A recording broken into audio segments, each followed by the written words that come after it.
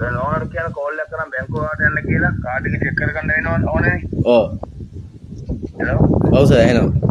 නෝනාට දැන් ගෙදර නෙන්නේ නෝනා. ඔව්. නෝනාට කෝල් එකක් දාලා කියන්න බැංකුව ගාවට යන්න කියලා.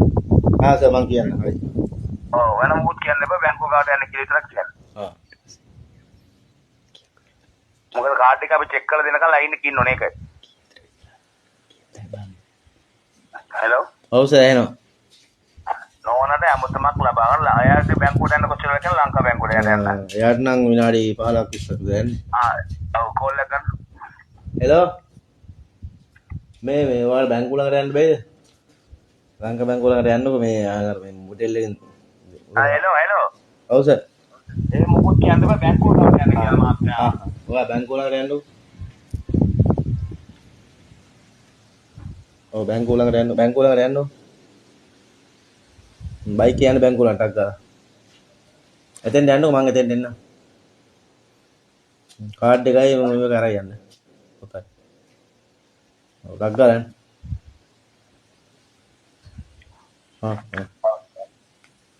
හරි සර් යාට යන්නකෝ. ඔතම තාම ගියේ නැද්ද? ඔය යන ගමන් සර් දැන්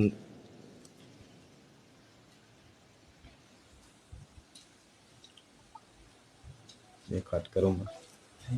අහන්නකෝ.